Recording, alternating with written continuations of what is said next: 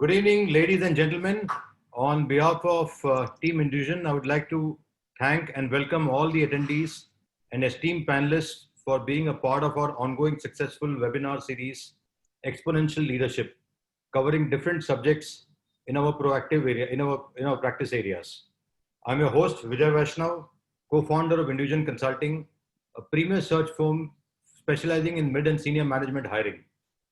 Indusion's practice leadership has been shaped by our long-standing experience in executive search, honed by insights-driven knowledge management and constant feedback from our stakeholders, critically our clients and candidate friends. The innate ability to constantly map and industry change drivers and to adapt to the winds of change has been a beacon for our approach to leadership hiring and consulting services. We grow only if we continue to add value to each of our stakeholders.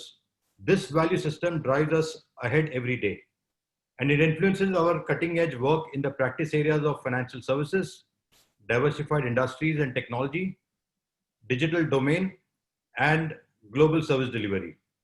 While geographically we have teams which are located in Mumbai, Delhi, NCR, Bangalore, and Singapore, in today's digital world, we are just a click or a dial away. My co-host for today is my colleague Ankush Tandon, having around 15 to 20 years of global captives and BFS hands-on experience himself prior to joining us as a ED and a head of ITES and global service delivery. Today we cover in depth the global service delivery landscape within the context of COVID-19 pandemic and its resultant uncertainties. A brief look back at the evolution and the growth of Indian IT and business process management industry shows a consistent upward trajectory and maturity. As numbers stand today, the Indian IT and business process management industry was slated to grow at 9% with an overall value at USD $177 billion. The industry has had remarkable growth in the last decade, and we had great expectations between 2020 to 2025. However, given the uncertainty and obvious headwinds caused by the deep global recession and demand contraction, the industry is pivoting from a growth story to one of being in the contraction.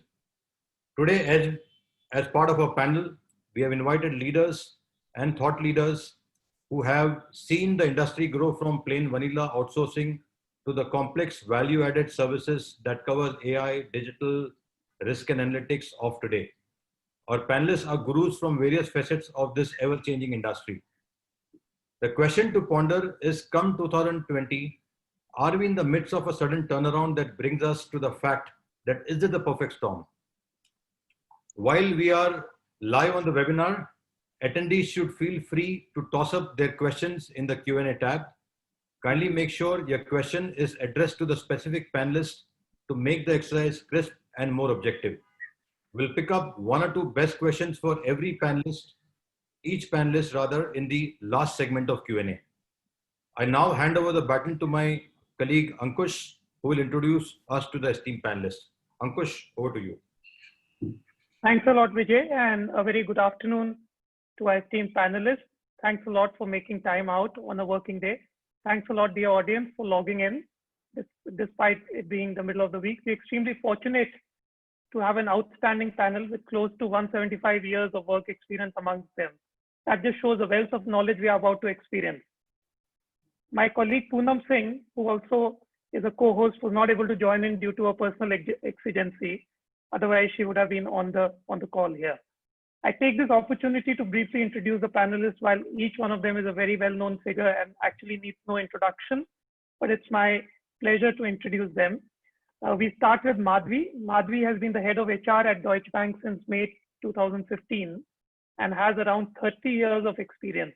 As a member of the executive committee at Deutsche Bank, Madhvi is responsible for shaping the people strategy in India and help in building the employment brand for the organization. Prior to this, she was MD HR at Accenture. She's also worked with companies like Standard Chartered Bank, ABN AMRO Bank, Colgate-Palmolive, and HCL HP. She was also a director on the board of Standard Chartered Finance Limited.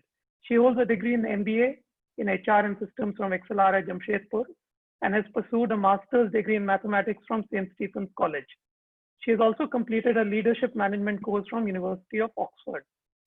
Madhvi was conferred the Women Leadership Award by the Jury and Council of Board Members of the Institute of Public Enterprises, BFSI, in 2010. She has been conferred the Distinguished Alumnus Award by XLRI in 2016. We move on to Ms. Shalini Pillai, who is also our moderator for today. She is the head of the GCC business and a partner at KPMG India. Shalini is the office managing partner for Bangalore office, oversees all the businesses in the region and is currently responsible for representing the firm in the market, especially for all large clients. She is a part of the Indian leadership team and a member of the board of a few KPMG entities. She also oversees KPMG services, which they provide to the GCCs, which are the global capability centers established in the country. Shalini used to head the HR function for the firm in India. Over a career in management consulting spanning 25 years, Shalini has been involved in delivering a full range of business advisory and financial consulting services to clients across a wide range of industries. She has worked with many large and medium-sized organizations, helping them define and realize their strategic objectives and growth targets. She's an engineer and also. We move on to Mr. Subir Mehra, who's a partner at EY India. Subir is a partner with EY and responsible for the GCC sector in financial services. Prior to this, he was with HSBC Group for close to 24 years across 2 stints and held multiple senior management positions. His last stint at HSBC was as CEO of the Global Service Centers, where he managed over 50,000 staff across 7 countries with a focus on raising the talent bar and optimizing costs. Prior to this, he was Chief Operating Officer for Global Commercial Banking based out of London and also Chief Operating Officer earlier for Asia Pacific Commercial Banking at Hong Kong. He was earlier MD and Head of Commercial Banking India. Subir completed his BS Finance at the Wharton School and MBA at Kellogg School of Management. He enjoys raising his fitness level and compensates by trying out different foods. We move on to our next panelist, Mr. Mohit Thukral, who is the founder and managing partner with Terra, which is a results-driven global business transformation services provider. He was the executive officer earlier and business leader at Genpact for a long time and led the organization's largest vertical globally. An acknowledged thought leader, Mohit has served as an elected member of the NASSCOM Executive Council, where he spearheaded Future Skills. Mohit is also on the Global Corporate Advisory Board of EDX, founded by Harvard and MIT. Additionally, he is the founder and trustee at Laksha University. Mohit earned a bachelor's degree in economics and has completed an advanced management program from Harvard Business School. An avid traveler, he loves meeting new people, exchanging ideas, and supporting meaningful philanthropy projects. We move on to Sandeep, Mr. Sandeep Kriplani, my apologies, Mr. Sandeep Kriplani, Head of International Technology, Dun & Bradstreet. Sandeep recently joined Dun & Bradstreet as the Head of International Technology. Relocating from New York to India for this role, Sandeep is responsible for the global location strategy for technology, with an initial focus on building out a new leading edge captive for Dun & Bradstreet technology in India. He's a member of the International Management Committee. Sandeep has over 25 years of global technology and business leadership experience. He has extensive experience managing global organizations and has developed large-scale offshore centers of excellence across India, China, Canada, and multiple European countries.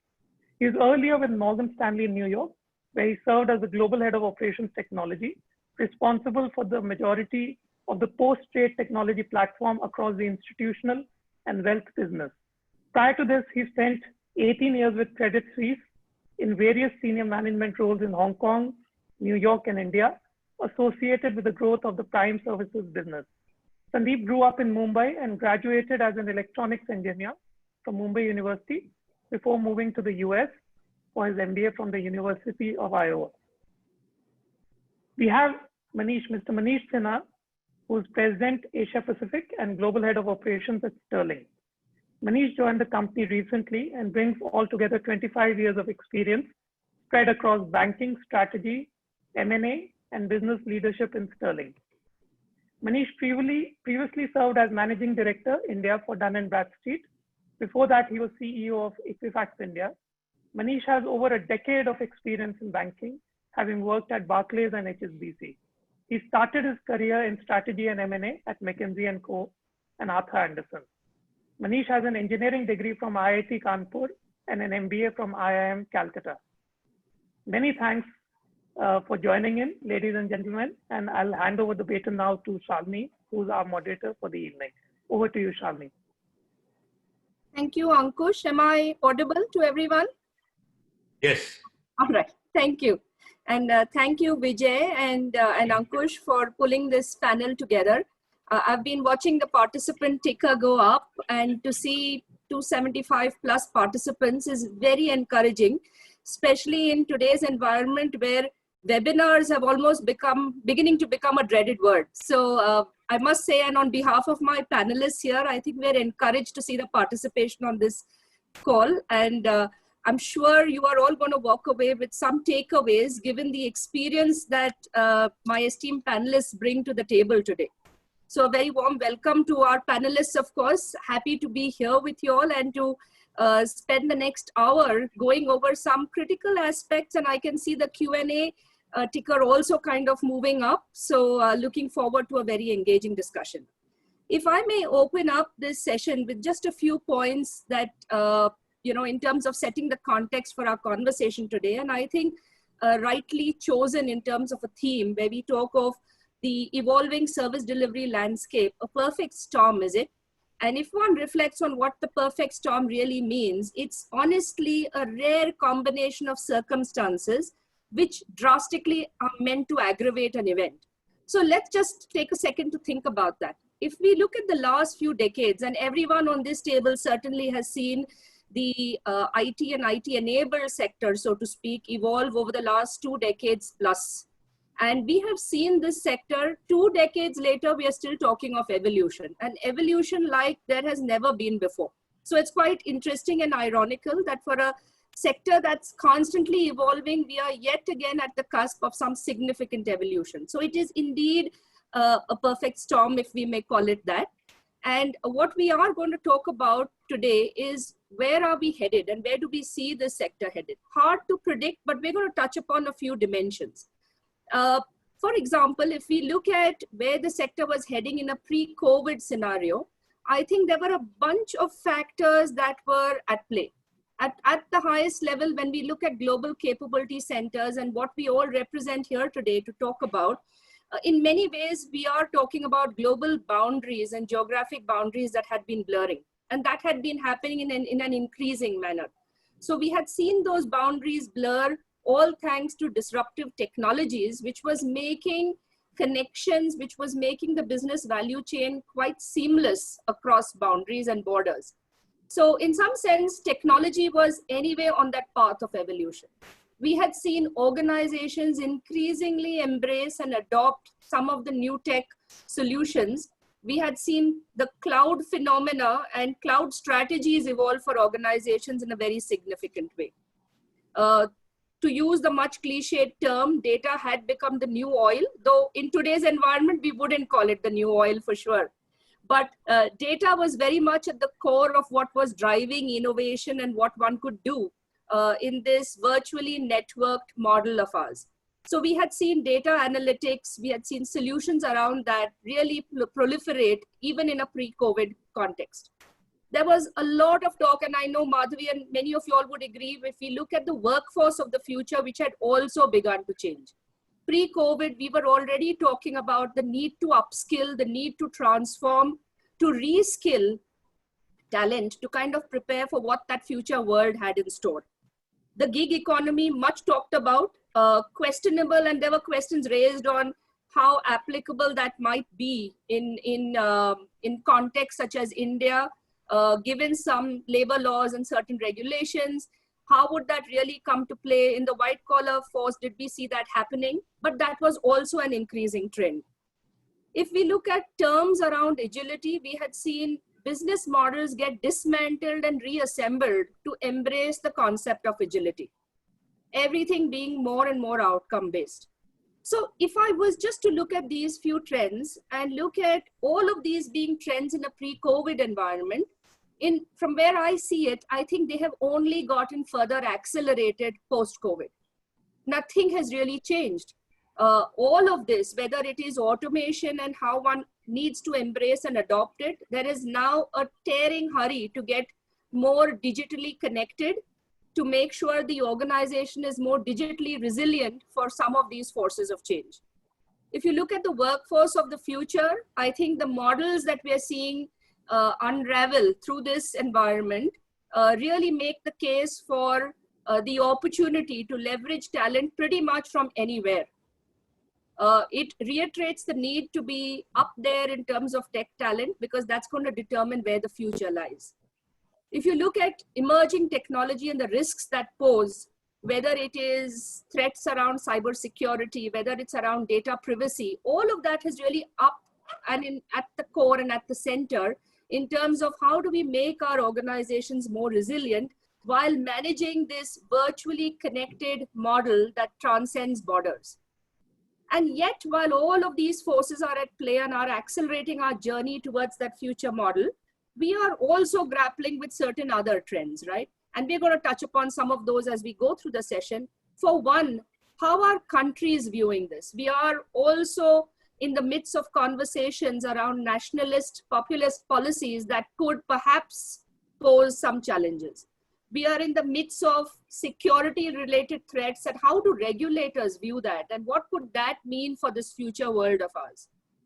Today, we are sitting here, all of us in the comforts of our home, doing yet another webinar, and all enabled through this virtual, through technology and what it's doing for us. And hence, work from home quite often being used synonymously as the model of the future. What does that really mean? Is it really synonymous? We've seen some tall claims about how one could look at close to 100% being now in a work from home mode. No doubt we've all been in that mode for many weeks, but is that really where we see this settling to? And there are all kinds of numbers floating around. We see organizations who have no intention to get back before the end of this calendar year. There are others who are limping back to getting into the workplace, numbers that range from anywhere between 10% to 30% in the next 2 to 3 months. And there are others who've managed to do it even better. So at one level, working from home and the remote environment has proven that it's doable. And hence, it's a great force which we need to recognize as to what is that going to do to the GCC models of the future.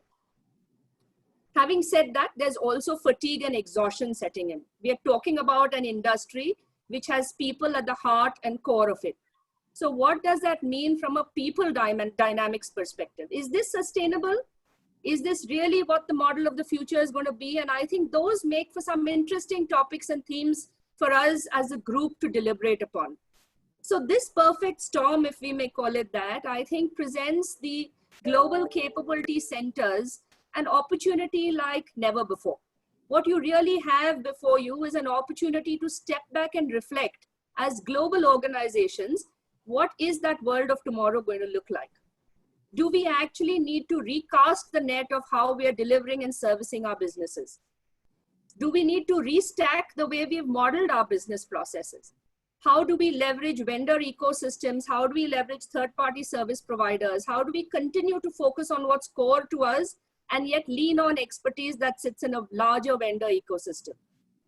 How do we repurpose what we have already built in terms of centers of excellence, in terms of technology hubs, in terms of capability centers?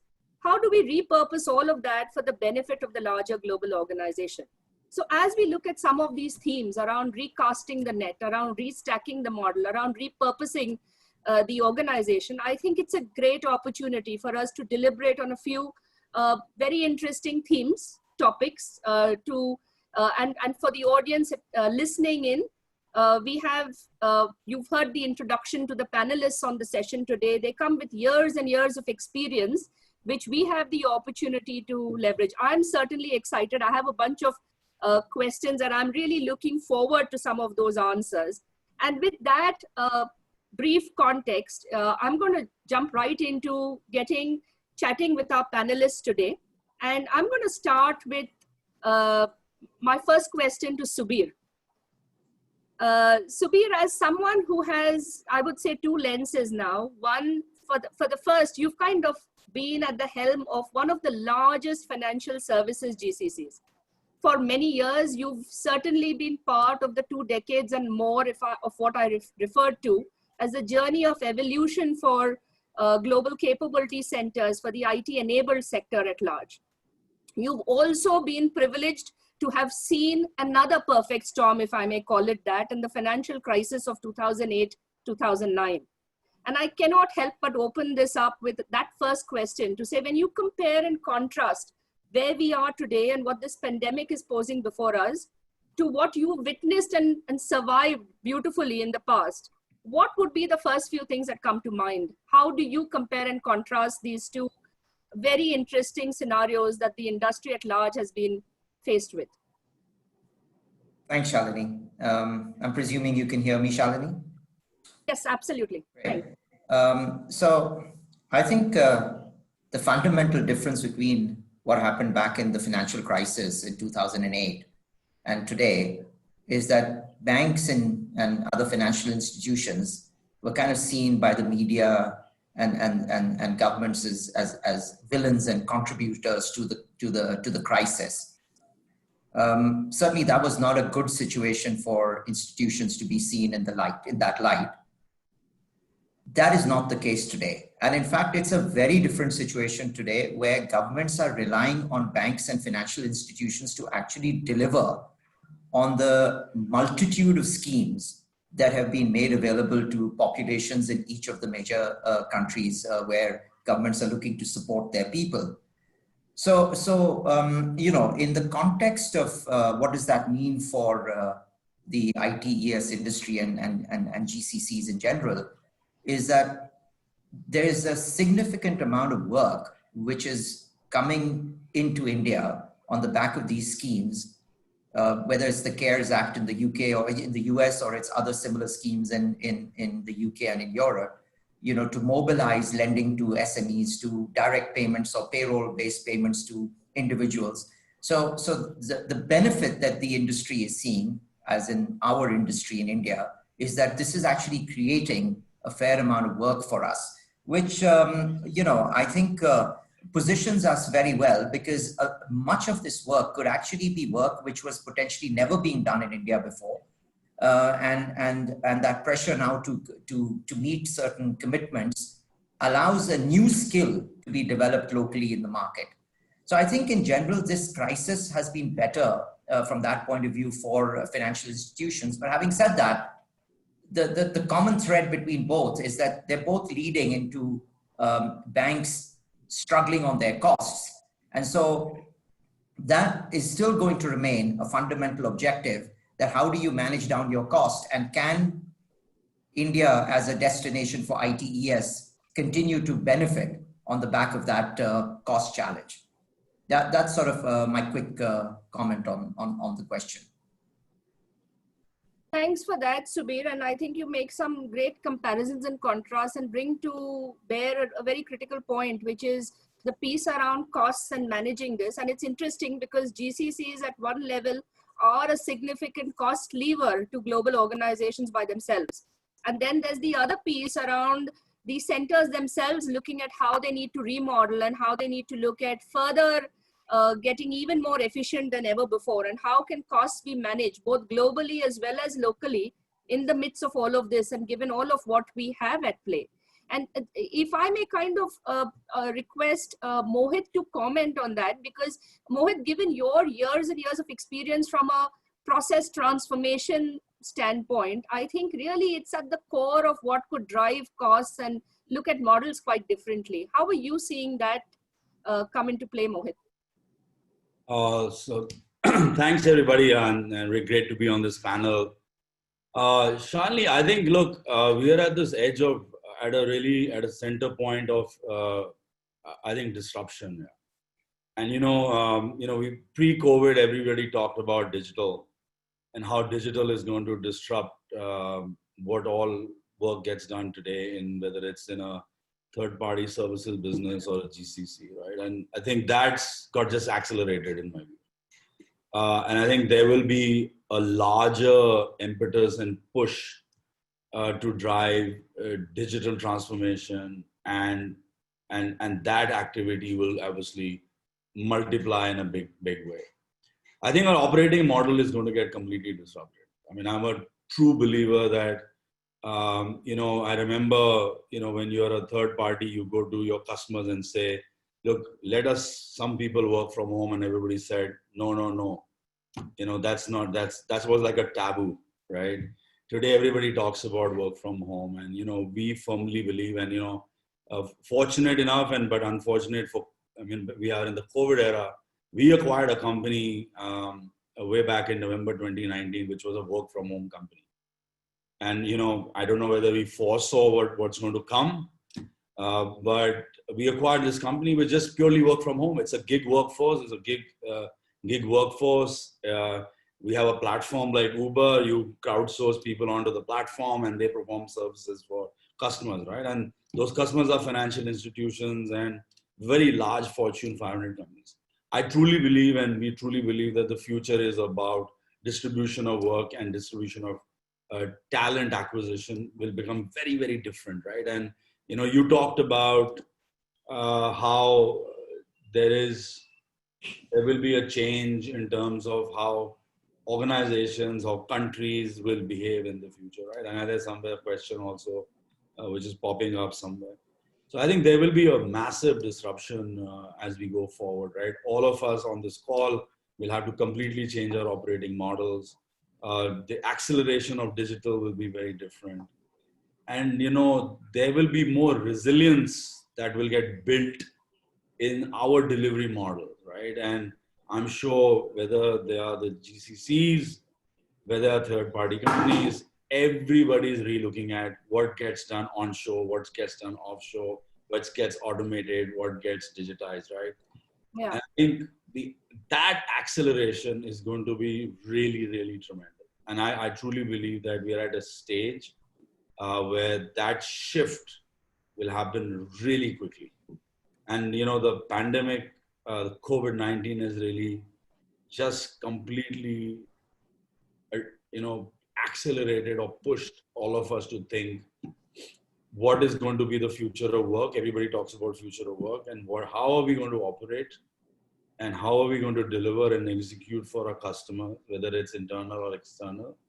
I think it's really out there. And I think that is, interestingly, the ability to attract talent will completely become easier, in my view, right? Absolutely. And you can really get talent in even smaller towns of India or in smaller towns in the US or in Europe, because you can work from anywhere now. And that myth of only working from an office is broken. So I'll just pause there and, hand it back to you. Very, very absolutely pertinent points. And, that force is stronger than ever before, and what we are experiencing. By the way, and I'm going to go on to Sandeep in a minute, but I did see one question and I realized how we take things for granted. There was a question to clarify what GCCs stand for. It has become an acronym that we use so comfortably, and my apologies if I didn't call that out sooner. But GCCs, we are referring to, for everyone's benefit, to Global Capability Centers. It's a term that our industry body NASSCOM coined a few years ago, and which we've all kind of happily come together on. I know there are many organizations who are not very fond of the term also. People use it interchangeably with global business services organizations, with global in-house centers. So there are terms, but for the benefit of everyone, that's the full form of GCC, and we're going to use that term a lot through our session today.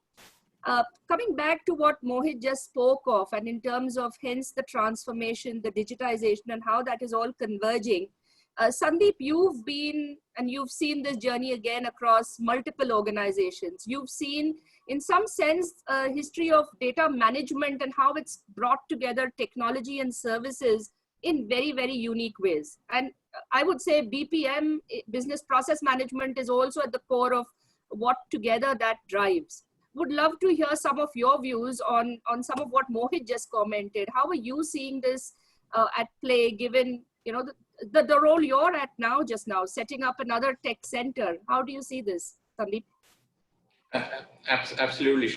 I mean, and I think before before commenting on Mohit's, I mean, just reflecting back on what Subir said in terms of, from 2008, 2009, because that was with Credit Suisse, so it was within the financial services, which was the epicenter of the crisis then.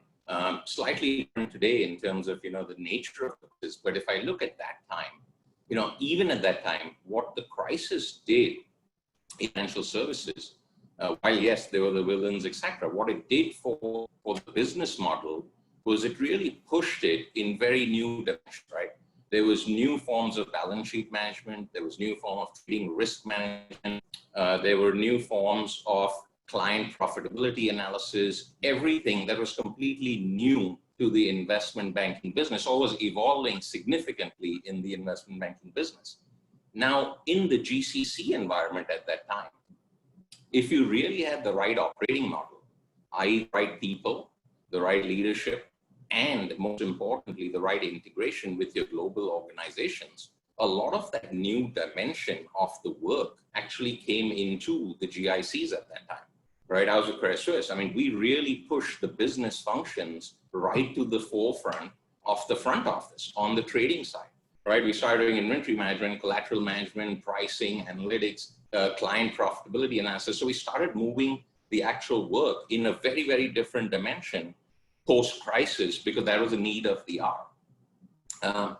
If I look at that same aspect today, while the crisis is different, and this is a whole different scale, today itself, post-pandemic, or sort of in this environment itself, there will be a lot of new dimensions coming up.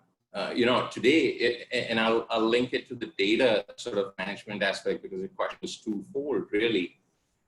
Today, if I look at it right up front now, the need to sort of combine your data and analyze your data post-pandemic across, different segments. If I look at the small and medium enterprise, that entire layer, people actually want that data, that information on a lot of criteria related to the COVID crisis, right? If I take that further into the entire environmental, social, governance aspects, again, that takes a whole different light post-crisis, right? The standard sort of COVID measurement, risk management, indexes, scores, etc. That's already kicked off in a big way, right?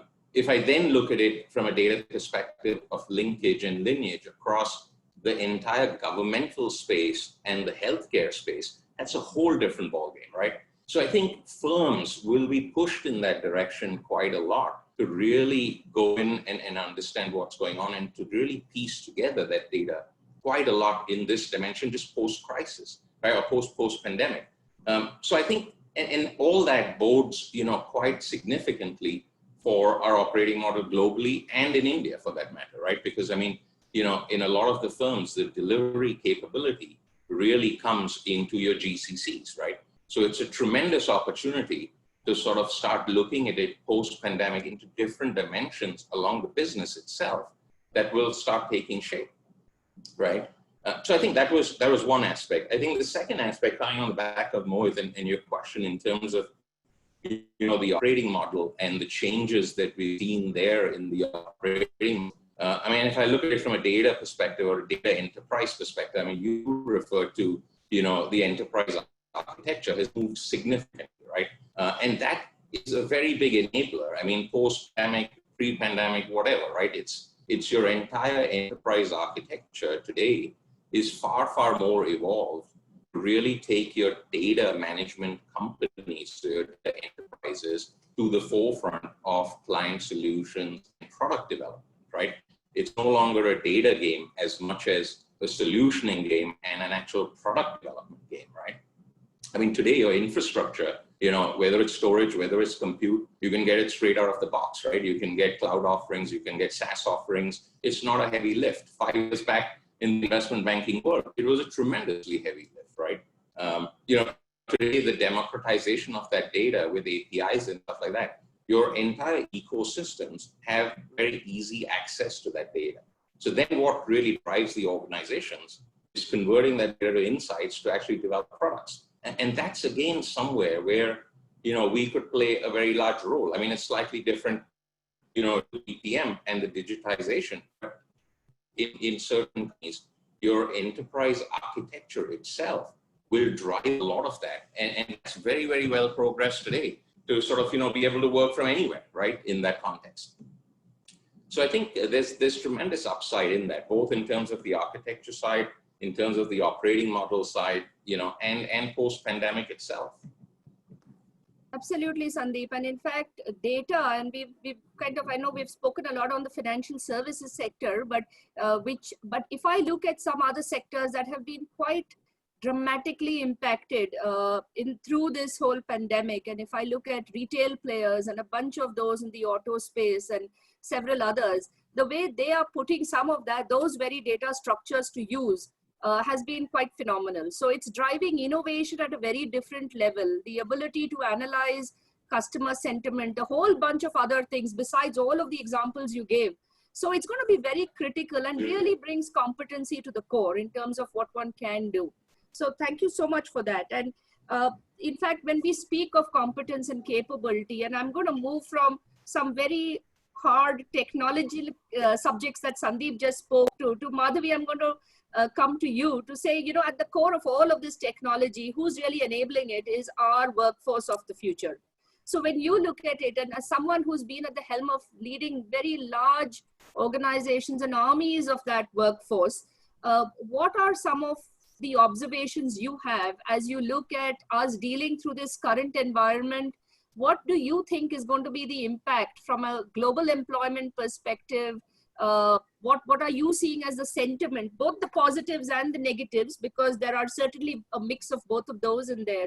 Your quick thoughts when you look at the workforce really dealing with this current situation, and it kind of impacts elements that Subir spoke about on the operating model, to what we've spoken on driving efficiency through process management that Mohit alluded to, and how are we driving data analytics? I mean, data scientists being at the core and much in demand. So when you look at a whole bunch of things, your comments on how are you seeing the workforce impact here, Madhavi? Okay, first of all, thanks for inviting me, Vijay. Really I'm sort of listening and sort of awe to what you guys were saying. So thank you very much for inviting me. I think, there are sort of obviously early trends and on the negative side of high level of unemployment and underemployment, especially from the Indian context. You've heard of course of laborers, people working in small and medium scale enterprises, the cottage industries, and of course the migrant labor stories are sort of almost horrifying in that sense. But I think on a broader context, and since our topic is really around GSCC, I think first I'd like to say is there's so many sets of data that are available. So if you look up this topic, you'll see so much data that's playing around. There's views that employment is going to grow. There are views that employment is actually going to be sort of reducing. I personally think it's very, very difficult to sort of opine at this point of time. I think it's too early to pass judgment. We're just 3.5 months into the pandemic, so all we can do is extrapolate what we have today. And I think a lot of it will depend on the trajectory this pandemic takes. It's kind of not really followed the standard across countries. So I think all will depend on that. And also, I think a lot will depend on the services the firms stack up to. So, for example, there are companies that have already sort of, they're adapting to this new ways of working, and they'll, I'm sure, come out successful. But there will be industries that will be hit, and there will be, unemployment. But if we sort of look at just today's scenario, like I mentioned, 3 months, after the lockdown, and what's happening, I think the GCC will continue to play a vital role in the organizations, especially, I think, as they've evolved in the value chain. And we've seen that in the last few years. And if you look at the productivity of the GCCs in this period, it's actually gone up. So I think there is, and Mohit sort of, nodding there. And so I think there's just an upward, trajectory for GCCs. And I think COVID-19 may just open up opportunities for a fresh wave of offshoring and outsourcing in the longer run. I mean, we shouldn't forget, while you spoke earlier about nationalism, but it's a commercial enterprise. What makes sense? If India can deliver quality, capability, and it's already shown the culture and the adaptability, the speed of adaptability, I think we are on a positive trend here. But of course, like I said, it's too early to say. No, thanks for that, Madhvi. You make absolutely really powerful points, and there are a bunch of questions which we'll come to in a bit that kind of connect to that. And while we did speak of nationalist policies, I mean, we must remember that the opportunity here before us is the very rich demographic dividend that India has. And if we look at that future talent and you look at the pipeline of that talent, that I think is going to be a very strong force to what will continue to drive the growth of the GCC segment for us here in India. And that's going to be really, really critical. And sticking to the whole theme on workforce, and I'm going to come to Manish to chat about a related subject, and we touched upon it earlier, which is, and we've heard a few of our panelists talk about the gig model. Would love to hear your views, Manish, in terms of how do you really see that taking off, and how do you define gig economy at one level to start with, perhaps, especially given that we have this whole concept of what does dual employment mean, and what is permissible versus is it time plexing versus work plexing. Your thoughts on how do you see that gig model come into play, and increasingly so going forward?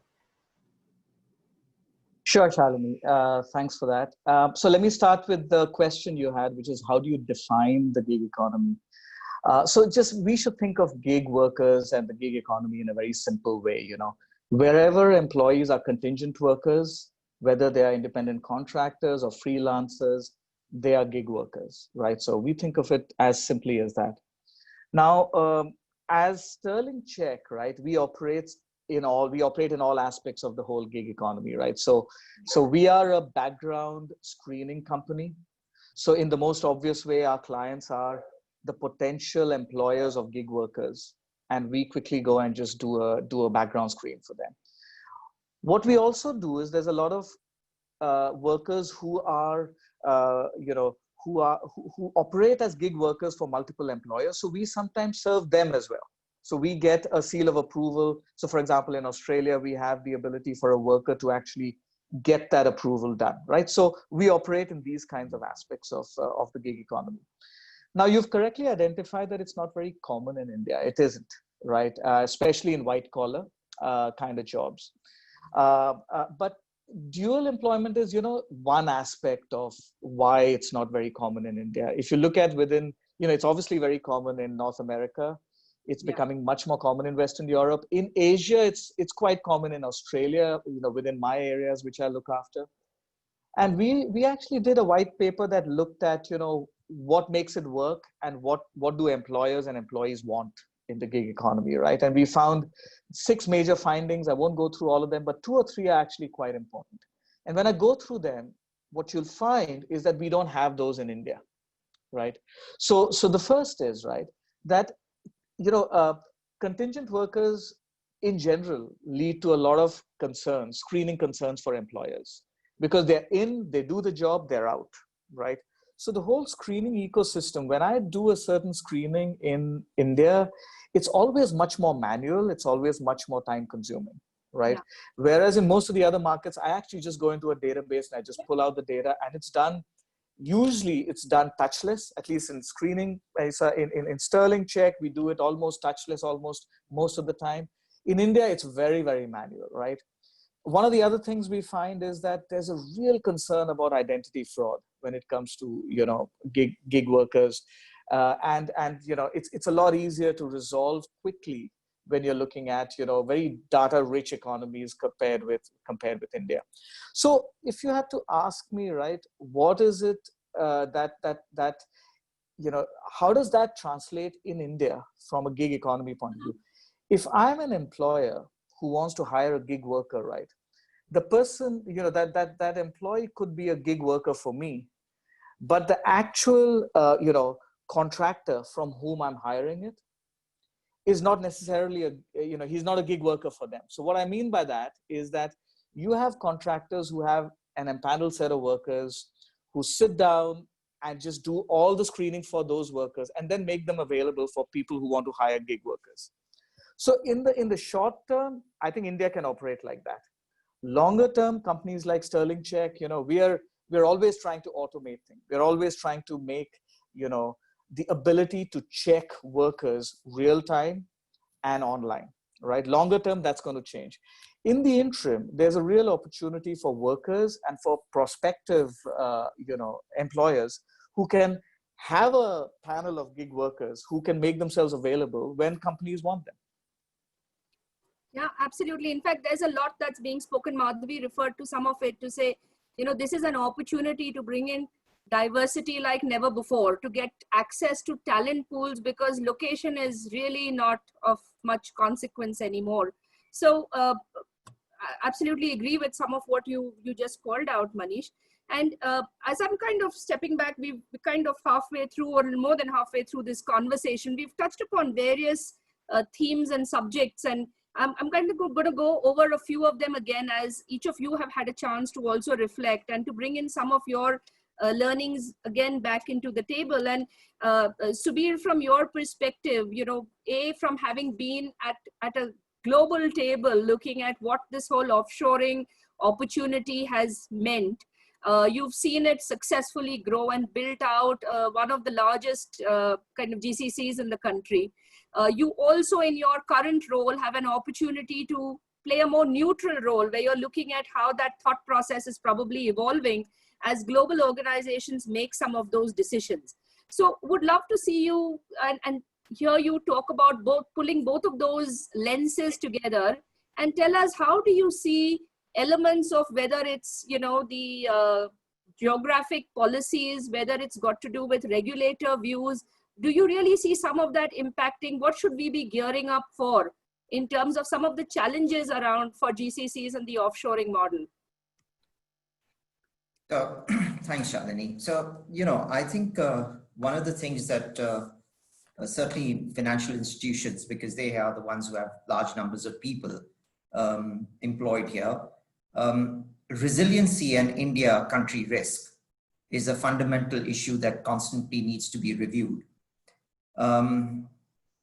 You've got this interesting phenomenon that we spoke about earlier of protectionism, where many CEOs have said that this is not a year in which they're going to release people across the organization. And then you've got this cost pressure, right? So you need to move more work offshore. It's difficult to exit people. And at the same time, you're getting to a country cap in India where, you're uncomfortable going beyond a certain number of people.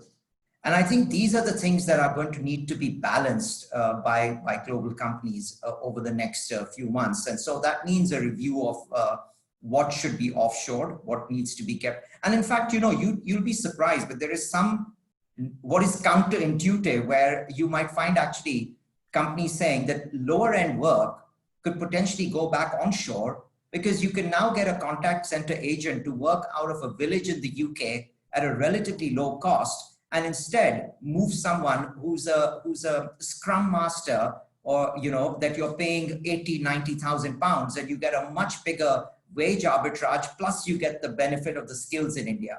So to me, the interesting dynamic is going to be, how do you balance between country risk, but you still want to bring more work, and at the same time you've got this protectionism.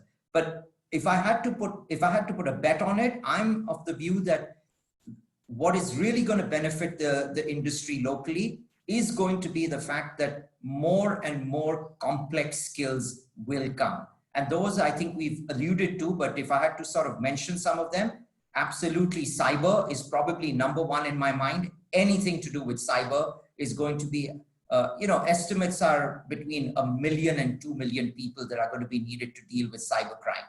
So cyber, frontline analytics, which is sort of marketing analytics, risk analytics, all of the model validation work that banks need to do, a huge amount of digital work, UI, UX, and in fact, even product people who might need to move, because you just can't have all of this work done onshore now at a realistic price. So I think the balance is going to be done, but it's going to balance out in such that it might not create the number of jobs that we've seen in the past, but it will certainly create a value of job that we have perhaps never seen before. Absolutely. And Subir, I couldn't agree more, because I think technology is going to be the equalizer or leveler in some sorts, whether it's the technology and what it can enable, or whether it's the technology skills and what we can deliver given that context. So completely agree with that.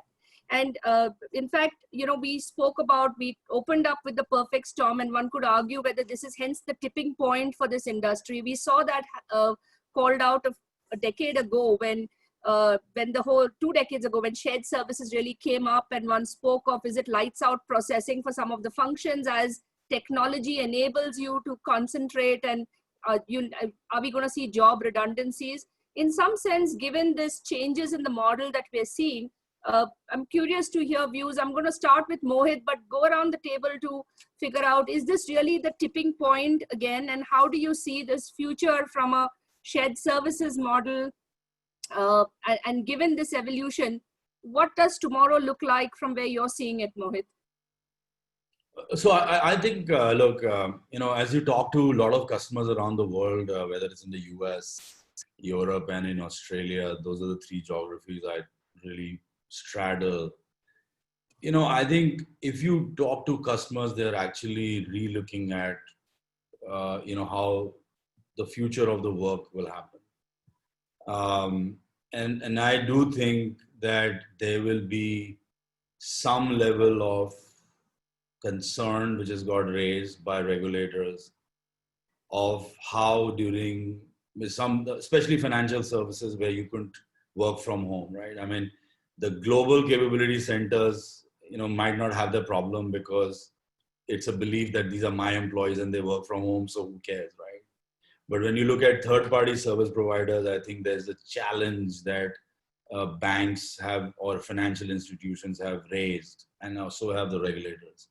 So I think there will be a relook around the world of how work is going to be performed. And when you pivot outside financial services in industries like hospitality, travel, those industries which have got completely disrupted today, right? I mean, their revenues are gone down from 100 to like 20, right? I mean, nobody's flying, nobody's booking hotels, nobody's going on a cruise, nobody's doing all those kind of things. And when you think of that world, which is very different from financial services, they are actually reinventing, saying, hey, how are we going to operate in the future? Because we are not going to operate the same way that we have operated in the past. So I think there will be, in different worlds and different industries, people will relook at their operating models. And I truly believe that, you know, whether it's, I do think that some of the work will move back into the countries where it came from. And I think that trend will happen. I think the cost equation is there, but if you drive a distributed workforce, and if companies in these geographies let their employees work from, let's say in US, in Montana, versus living in New York and doing some work, I think the cost structures will completely change, right? And obviously, you know, when you do work in India or Philippines or somewhere else, the cost equations are very different. But I think there are certain things where people start looking at where is reputational damage and compliance damage. So I think there will be a relook at the whole structure in the next. And look, this year everybody's going to work from home. I mean, everybody's going to work the way they're going to work, right? Yeah. I mean, even today, if you look at even the GCCs or even the third-party companies, not more than 10, 15, 20% of the people go to work today. But I think there is a massive shift happening out there.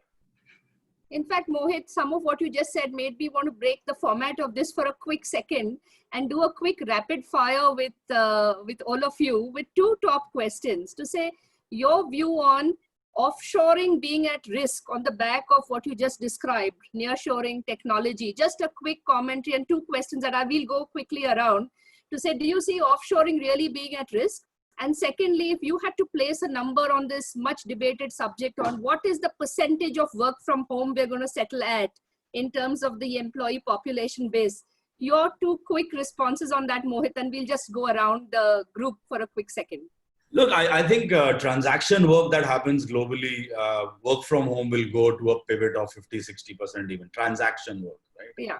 The voice work could settle down at about 25%, right? And talking to large voice providers, I hear that. Talking to large third-party and including GCCs, I hear that there is a pivot to 40, 50% of the work to be done from home, right? Because today, if I'm a GCC, global capability center, I mean, these are my employees. They're working from home. I create the right security tools. There's a lot of available today on AWS and VDI, and you can do a lot of things right now. Even monitor from, you can take a picture and the picture won't come because the screen goes blank, and there's a lot of stuff going on right there. So I think that shift will happen. I think offshoring, offshore, onshore.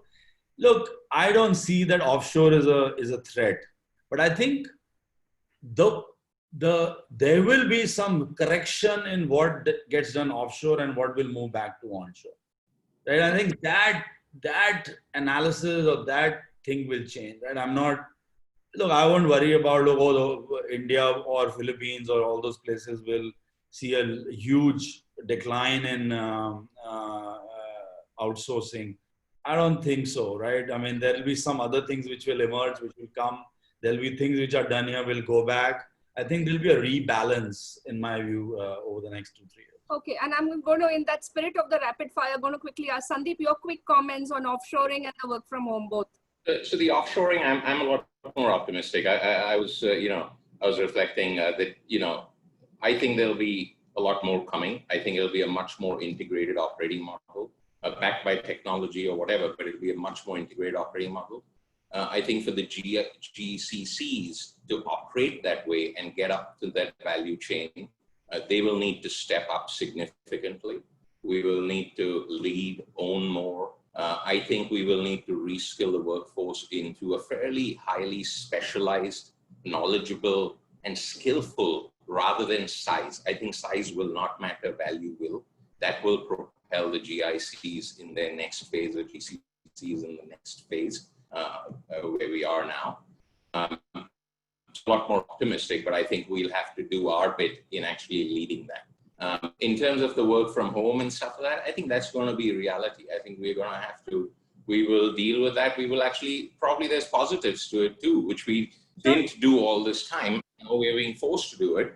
But I think there are positives, and that'll become a new normal, and we'll actually do it and adopt it and leverage it as best as we can. As for different functions, it may have different dimensions, but it's here to stay, and and it's not necessarily all that bad. Okay, all right, Madhavi, your quick take on both of those. Like I said, it's going to be a commercial decision at the end of it. But I think from an organization's perspective, if you really want to make yourself, and I'm optimistic on offshoring, by the way. I think what companies will need to do is look at the control, risk, and governance frameworks, look at confidentiality and data security, compliance with the local labor laws, and how much of digitization we can do. I think if you can keep on building the capability, we'll keep on growing the offshoring unit. So that's what I would say. I'm pretty optimistic. I think India has shown capability and the culture of performance. So I think, at the end of the day, it's all going to be commercial, and I think India will win, in my view. On the work from home, I think it's here to stay, but we must remember that we are bound by laws. Unless the laws change of allowing people to work from home, we are optimistic. The government is looking at it, but I'm not so sure that the law change will come immediately. Of course, rest of the year, I think most people will be working from home in any case, and they should for health and safety reasons. But long term, I hope the laws change, and I actually think that work from home will be a great thing, because we'll actually get talent pools that we've never really thought of getting, because people who can't actually physically come to work, people with disabilities, or people who just have, some personal reasons they can't physically come into work. So I think it just opens up. I think Mohit spoke about tier 2, tier 3 cities. I mean, we just don't tap that potential at all, right? So it's a whole new world. Great. Manish, you want to go next? Sure, Shalini. So your two questions. Number one, do I see a headwind or downward pressure? Yes, I do. Actually, I think in its current form, there is a risk to the current, as we call it, the global in-house centers or the global capability centers. Answer to your second question, which is the percentage that you want us to project that will be done from outside the office. If you had to ask me, I would say 60% would be outside the office, and only about 40% would stay where it is. Okay. All right. Thank you for that. Very pointed and specific. Thanks, Manish. Well, you said rapid fire. Thank you. Subir, your quick views on both of those. Yeah, so Shalini, I already mentioned that I think India is very well positioned to get the new work that's going to come. And there's going to be many areas. I spoke with cyber, there's cloud. I mean, most financial institutions are nowhere close to utilizing cloud as some of the other corporates are. So there's a lot of potential for new work, but I'm not a believer that the number of people that are employed in the sector is going to materially go up. And on your second question, I would sort of put a reverse percentage to what Manish said. I'm in the camp that says you're more likely to see, 60% that are going to finally work out of an office, and probably not more than 40%, perhaps even less than 40 that are going to work from home. And it's not going to be the same people that are going to work from home. It's just, as Madhavi said, commercial pressures are going to make it such that you're going to have to distribute that 40%. So it's not exactly the same person who's always going to work from home. Correct. No, and thank you for that, Subir. And I just would like to say, as we look at views, and for everyone listening in, you've seen some very diverse views emerge. Clearly, there are going to be some headwinds as we look at offshoring. And at the same time, there are a whole bunch of opportunities for us to look at how we build on it. On the work from home, again, varying views, and honestly, it really varies by sector. I was also looking at some of the questions in the Q&A chat, and I know there are people listening in who represent sectors where work from home is really quite hard to execute and implement. A lot depends on the whole digital maturity of your industry and your organization, and whether that's even really doable. So I know I threw up a very, very broad generic question. To be very honest, the answer lies somewhere in between, and it really depends on the sector. It's very specific to the job roles we're talking about, the maturity of the organization, and a whole host of those. But I just want to get a flavor of what we're seeing in the market. And like you can see, it's very different views that emerge from very different lenses and perspectives. I'm going to go back to where I stopped, and I'm going to go to Sandeep very quickly. And another dimension we've not really talked about as much is on perspectives from onshore. So Sandeep, having been you've traveled, you've watched this equation play out from very different geographies. You've been at the global teams making some of these decisions. Talk to us a little about how are you seeing that having influenced things in the past? And if you have a view on what's the sentiment in a post-COVID context, that would be great to hear about. And that's a good question. And I think, I've seen it on both sides. And while from a global team, or leading a global team from New York, or leading a global team from India. But the common part there is, and I tend to be a little more aggressive in that it is a global team. There is no onshore perspective, offshore perspective. If I'm sitting in New York, I have a different perspective. If I'm sitting in India, I have a different perspective. I don't believe in that. So I think, if you're really going to build value, then you have to be integrated. You have to hold everyone to the same standard. There is no different standard that you want to hold the team in India to. Yeah, you're 12 hours away, 9.5 hours away. That's the only difference. But otherwise, you really do not want to create a different standard, no matter where you are, whether you're there or here. So I think that's where I tend to sort of zero in. And that's how you want to build an organization. So, that's very, very core to what I believe in. So I think that's one. I think post-COVID, there will be infrastructure elements. I think Subir brought up an interesting point, or a very important one, the resilience aspect. And that's post-COVID, it takes a whole different dimension. But, when I was in New York, it was a very big deal for us there too, pre-COVID, right? End of last year, the regulators are all over the banking world in terms of, resilience and the redefinition of business continuity. Firms have approached business continuity from an application perspective or from a process perspective.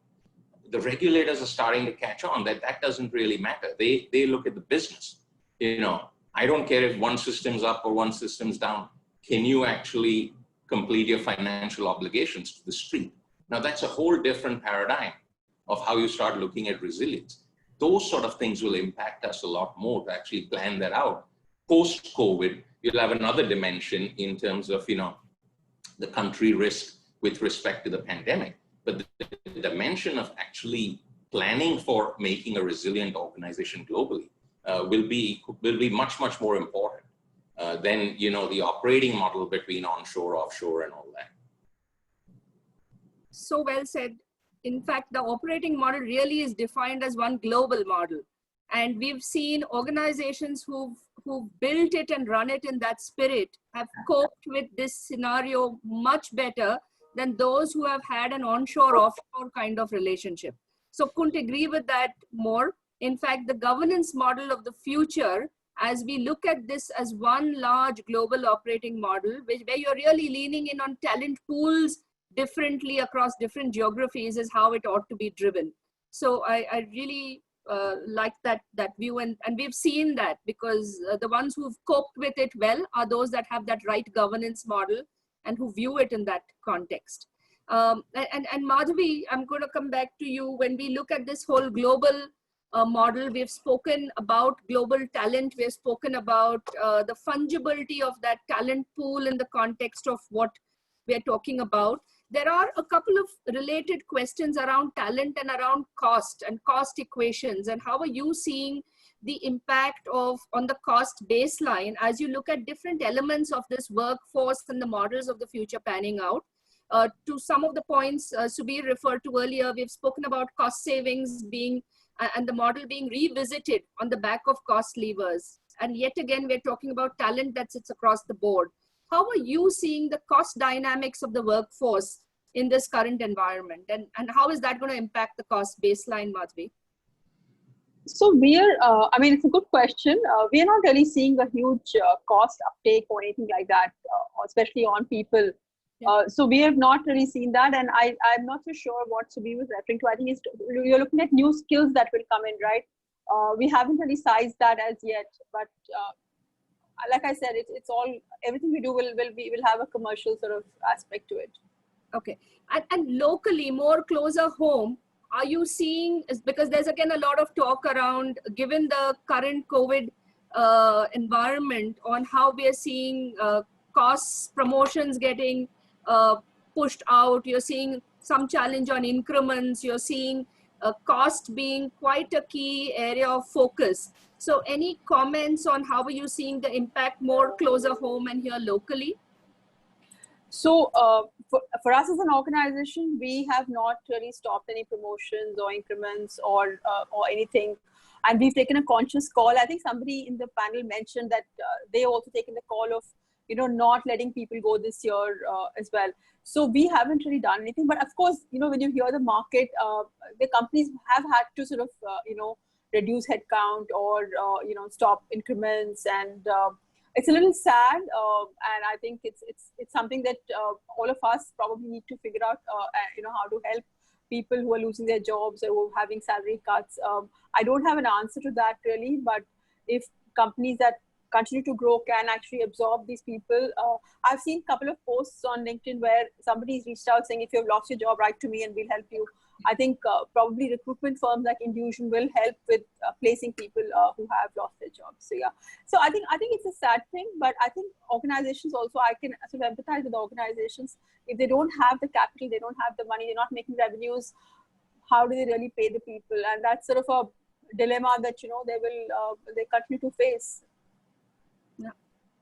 And as I'm conscious that we are kind of close to the hour on this whole conversation, but there are a couple of questions where I've been asked to ask all panelists from a data privacy perspective in this world of tomorrow, what do they see as implications, and what are some of the implications for GCCs, and at large, what do you see in terms of the risk around data privacy and how that is going to get handled? So that's a specific question to all panelists. So I thought I'd just throw it out there and hear all of your views, and we'll go in the order we started. So Subir, very quick comments on how you're seeing that.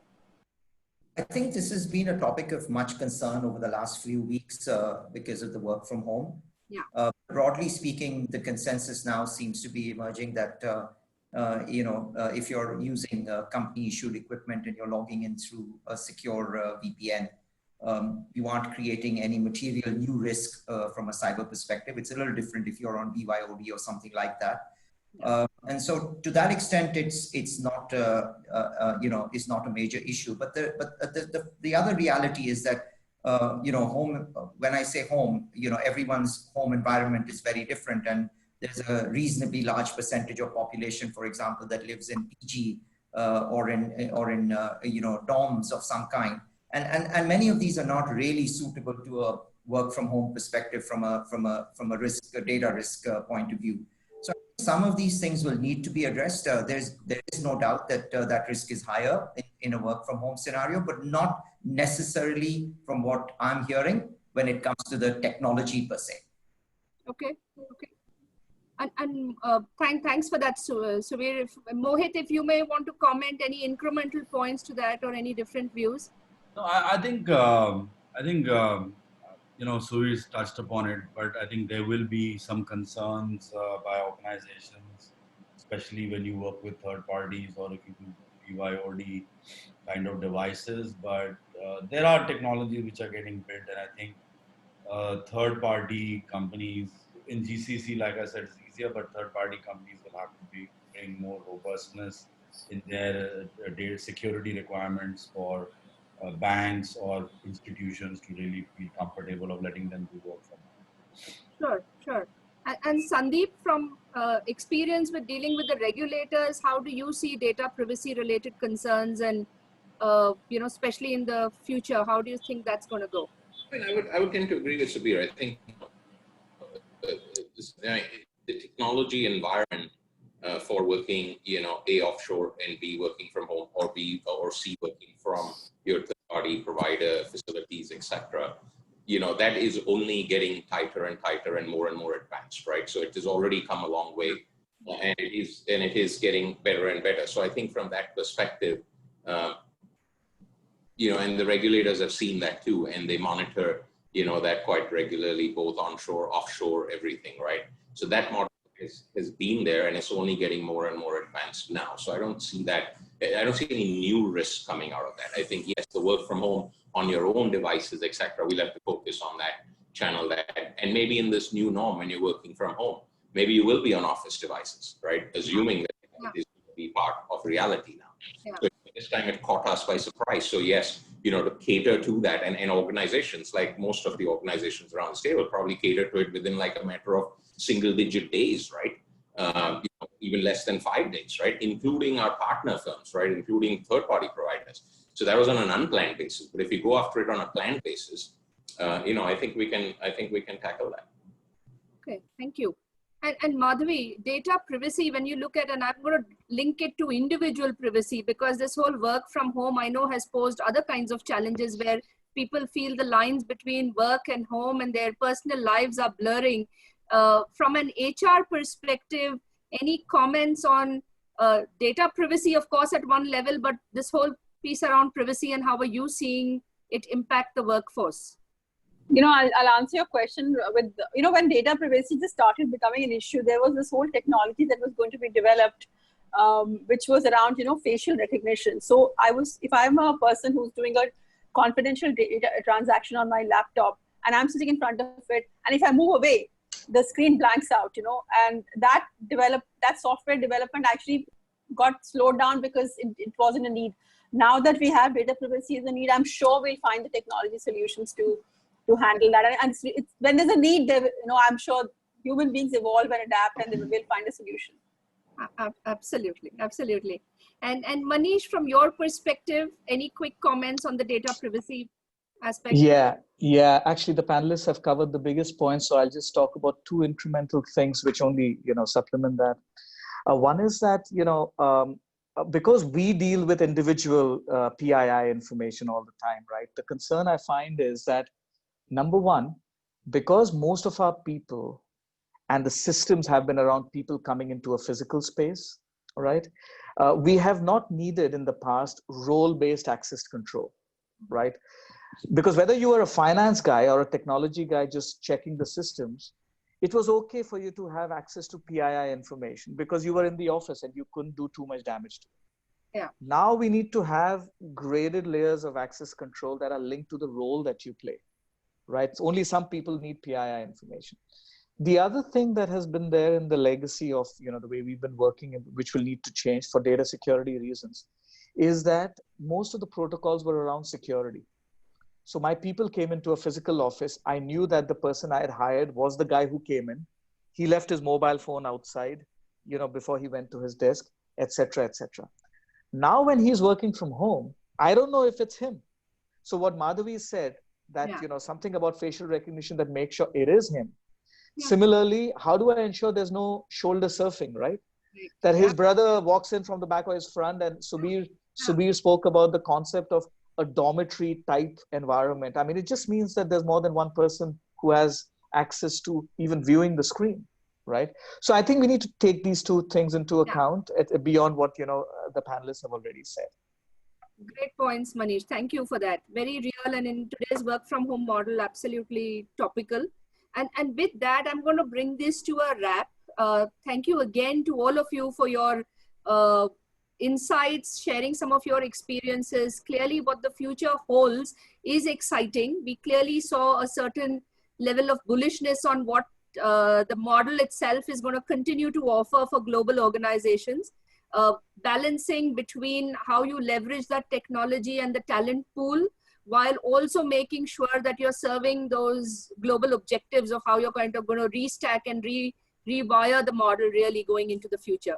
Clearly, we don't really know where this will settle and what that will take, what form that will take. But as long as one continues to be outcome driven and looking at, what, we have another panelist join us.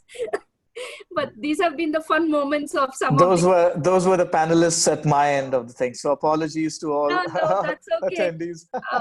Manish, we needed a little bit of that lighter moment after 1 hour of this discussion. So thank you for that. But I was just going to close by saying that, this future workforce and the future of work tomorrow is going to have some very interesting dimensions for us to think through, whether it is around the enterprise architecture, around the workforce models, around building that resilient enterprise, and all leveraging what technology has to offer. So thank you again for all of your views and insights. It has been fun chatting with all of you. Thank you for that. And I will hand this back to Ankush and Vijay. Thank you, Shalini, and thank you all the panelists. I think it's been extremely insightful and value-adding discussion. In fact, as I see, I've been seeing a lot of reviews which have been coming in about the kind of takeaways and the value-add comments which they got from the panelists. Given we are short of time now, let me move in quickly to the Q&A session. And Shalini, you've been asking a lot of questions, so the first one goes for you. I thought I'd get spared. So let's turn the tables now. What are your views on the industry, corporate, manufacturing, service delivery sector? We have been talking about service industry, how you see outsourcing both in quality and quantity evolving in the industry practice with likes of global manufacturing companies in India. So interesting. And yes, we've been talking largely about services, but the beauty about this GCC segment that we so define is it actually straddles sectors, and what sits within there are centers of all form and scope. So if I look at, and I'll give just a couple of examples, if we look at the GCCs that support the retail sector, we've seen some of them really having to crank up their engines to support their onshore teams in all forms of, in all kinds of way, whether it is got to do with, like I said, customer sentiment and analysis that they've had to do to constantly monitor and then rejig the supply chain accordingly. The supply chain teams have been working late hours in some of these organizations to look at what the models of the future mean for them. And that's been, again, a very interesting space where they're doing work. For almost all manufacturing clients that have centers here, we've seen some very interesting work getting done around just looking at cash flow management, very much at the heart of how they're going to grapple and deal with this pandemic and the aftermath of it. So how are they retweaking their supply chains, their cash flow management systems is another example. At another level, we have the whole engineering R&D kind of centers, which are very core to a lot of the manufacturing companies. We've seen some, late hours being put in terms of driving the innovation there. I must say for some of those, the work from home model has been a bit challenging, because if there's one of the things that work from home makes tough is this whole piece around innovation and collaboration, which I think is still better done when you're at sitting together. But those are dimensions, whether it's the on-site customer experience, supply chains at the back end, or pure engineering, R&D, product development, we see the GCCs supporting the manufacturing sector work on all of these dimensions, Vijay. So those are just some thoughts. Thank you. I think that's quite helpful, and that's quite to the point.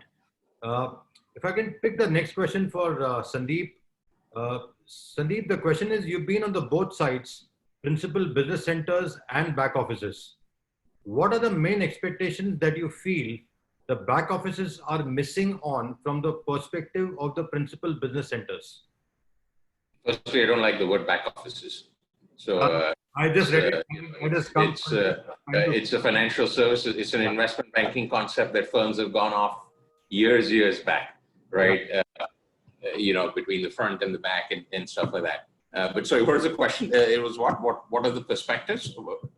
So basically, look, you've been a principal, you've been on the business center side, and you also been on the trade service side.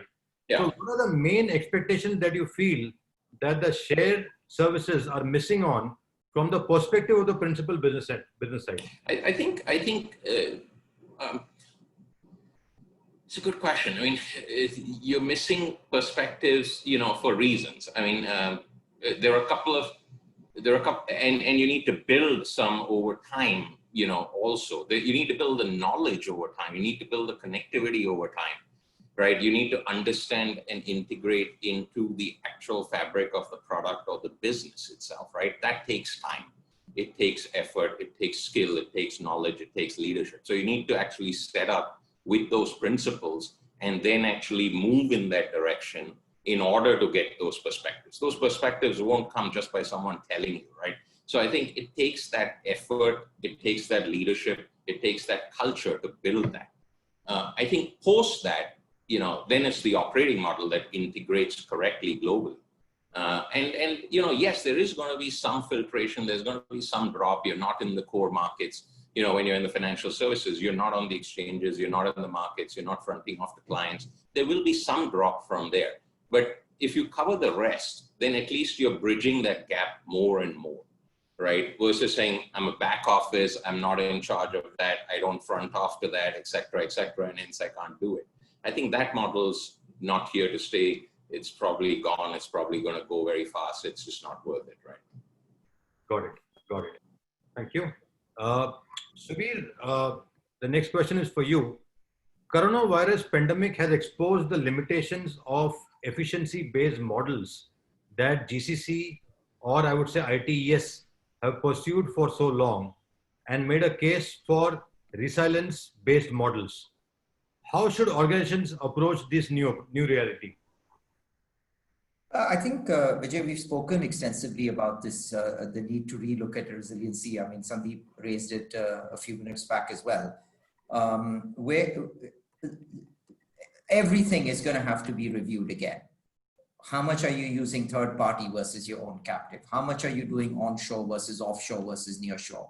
How much are you doing work from home work versus work from office? How much are you going to do in one location versus another location? And I don't just mean country, I mean even within country in a particular location or in a particular city.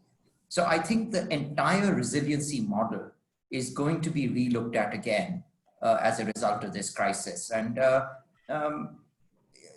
whether or not there is going to be a shift in the way things are done, the important thing to remember is that it's still going to be positive for India, because the talent that is going to be needed for the work that is now becoming relevant, as I've said more than once on the panel, is just not available at the right price point and quantity as you might need in many of the home markets. So yes, everything is going to be reviewed, but I'm still optimistic it's looking good for the industry in India. Get that. Thanks for that. The next one is for Mr. Mohit Tukral. The mundane and the repetitive processes are now being automated and the right thing to do. How will the next generation be trained or get the upskilling done to have the optimum operating model and scale for a firm? What role does training and development play in shaping up one's career in the current times? So look, this is a very deep question. It could have a very long answer. All right. I think I'll just be very crisp here in interest of time. I think in NASSCOM, we started something called Futures of Skill. And Future of Skill was the whole thinking around how do you upskill and skill people from where they are to different technologies, right? And look, accounts payable, the way it was done in institutions, whether it's banks or other companies, was in a very different way of doing it. When you ingest technology, I'm giving that as a very simple example, right? Whether it's a bank recs or account payable or account recs, it was done very manually in a very, a manual way. You ingest technology, it completely changes, right? And you have to really now teach people how the technology will change, and the work that is going to get done is more higher skilled. So how you skill up people. So I think people have to upskill them a lot, because technology will disrupt a lot of the stuff which they did and learned. So they have to unlearn and they have to upskill themselves. And I would suggest they should go to the NASSCOM Future of Skills website and start upskilling them for what they do today. Yeah, I think that's a good suggestion. Thank you. Thanks for this. Manish, next question goes to you. Post-COVID, many global corporations may be looking to sell off their captives across the world to monetize investments and improve cash positions. Which industries do you see more prevalent? Do you expect Indian IT services vendors to buy such captives? What are the challenges for the buyer? Very good question, by the way. It's difficult to give an answer on the fly, but I'll tell you some of the areas where, if you look at what's behind the question, where would value get created simply because of the consolidation play, right? If I look at it purely from that perspective, I would say, the way I see it, the first 20 years of my life, I had people like Subir and experts who actually gave me the GCC and I was a user, right? In the next 3 jobs that I did, I had to set this up. So I kind of have a tiering in my mind, almost like a pyramid, right? At the bottom of the pyramid are the simple, voice, basic coding type of, work that we do. You then have, building descriptive models, dashboarding, and all of those. As you go higher in the pyramid, you find that there is a greater pressure for co-location with the business, with the internal client, right? So you've got predictive models that sit on top of that. You then have automation. Then you've got thought partners who sit where the business is sitting. So if you had to ask me, where would there be a value increase because of a consolidation play? I think that, the kind of GCCs or GICs that are actually subscale will struggle, and they will immediately add value when they become part of a wider play. Because when you're subscale, you can't take care of some of the big problems, right? The reward and recognition issues, the fact that, anyone who works in a nocturnal shift, starting his day at 6 in the night and going on till 4 in the morning, the talent pool that you can attract is always shrinking drastically. Whereas in a large organization, right, there is much more of an overhead that takes care of these kinds of things.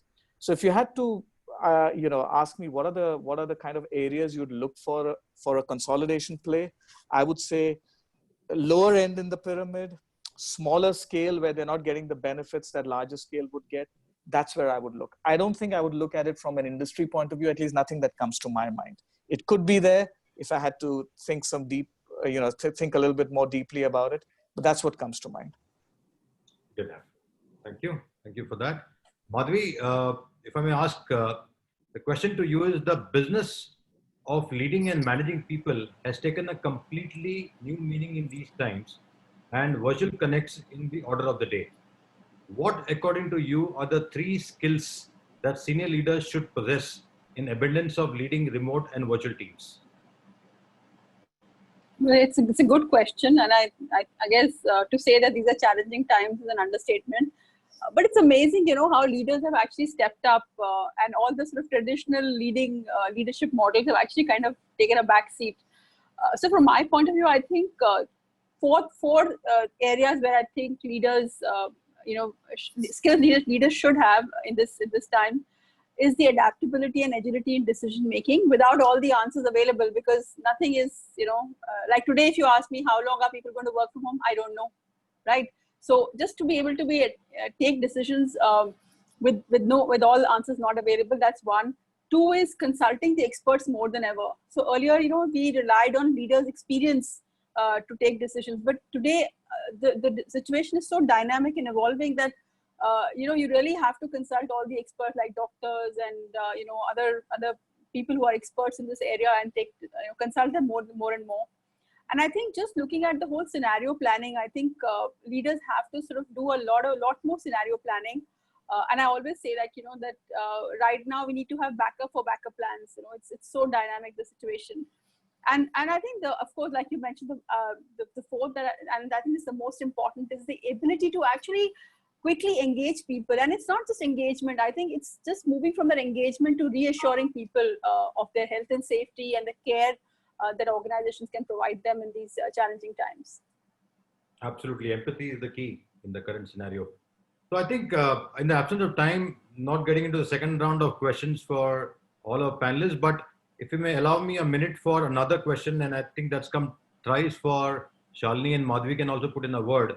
Do you believe the new work of working will provide the much needed impetus for diversity and inclusion agenda? Absolutely. Or do we run the risk of D&I going on the back burner for corporate India, which is grappling with many other burning priorities? Somebody had posted this on LinkedIn as well, but I think this will, I'm probably optimistic. I think this will throw up even more avenues to hire. And I said it earlier, the whole build on the diversity and inclusion, hire more women who can't come to work, hire people with disability, hire people who actually can't physically come into the workspace. I think to my mind, I think it will be in the positive direction. I don't know, Shalini, what your views are. Completely agree. I think there's only a good that's going to come out of this, because we've been trying to promote the whole agile working model for a long time. If anything, this situation has proven how well it works. So for all those who were skeptical about it, this has shown us that it works and works beautifully. We've had 100% work from home for weeks on end. So I can only see good coming out of it. So completely agree, Madhvi. Thank you so much. I think we are overshot of time now. So thank you all the panelists, and I'll just hand over the baton to Ankush again for the closing note. And thanks for all our attendees and viewers who joined us. Thank you. Thanks, Vijay. Brilliant hearing the views. I think we overshot, but 90 minutes of really enlightening. The session was really insightful and such quality of, I haven't really interacted with a better panel. Thank you so very much for participating. Thank you, audience, for coming in. As they say, stay safe, stay healthy, and take very, very good care of yourself and your near dear ones. Sounds a bit like, what Amitabh Bachchan used to say at the end, but Shabba Khair, as we say. Thank you. Thank you. Have a good evening. Bye-bye. Thanks. Bye.